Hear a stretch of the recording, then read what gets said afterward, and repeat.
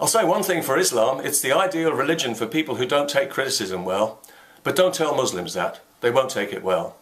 Not all Muslims, obviously. I'm not generalising. I know the rules. I know that the only people we're allowed to generalise about in Britain are UKIP voters. It's a very safe and respectable form of bigotry that everyone can enjoy without fear of being called any nasty names.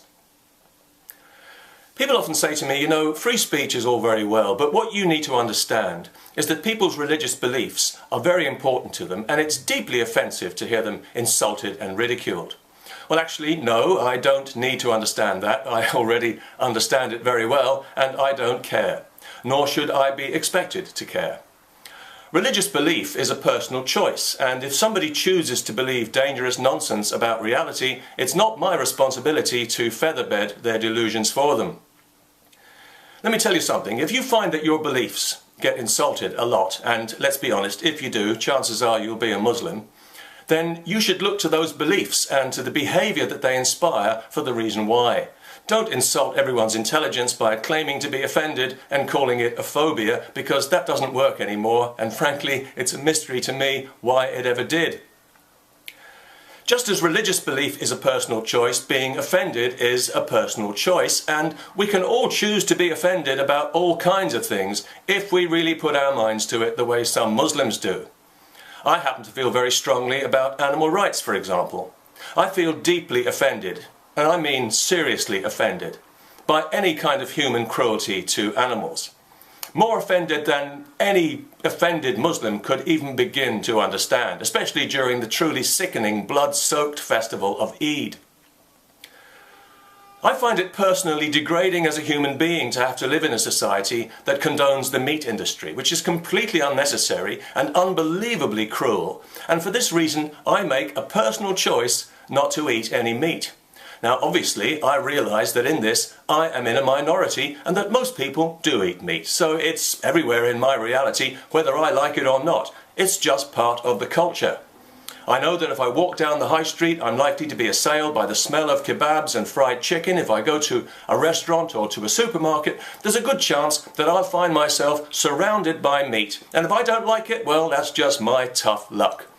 My local supermarket trumpets itself as the meat retailer of the year. They can't shove enough of this stuff my way. My world might as well be wallpapered with it. Much of it halal, of course, which means it's been fortified with extra cruelty for the sake of superstition.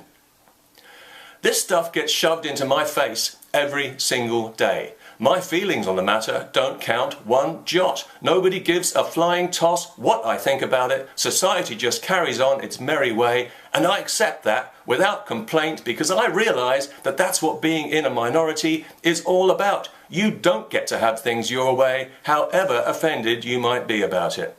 Isn't that a shame?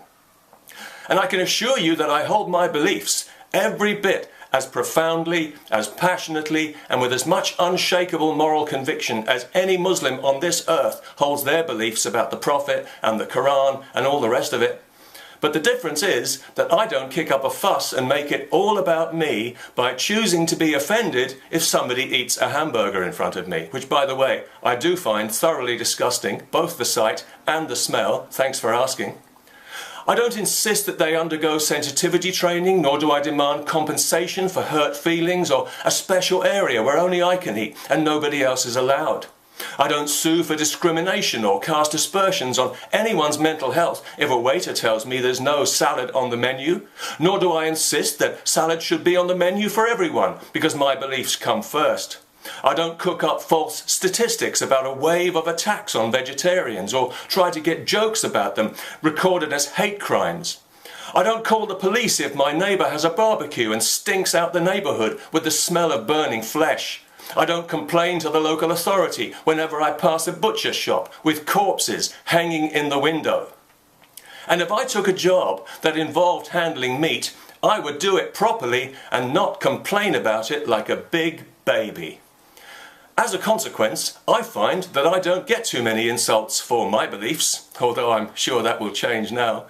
So I don't need to make up some crappy little word like veggiephobia to shut people up about it.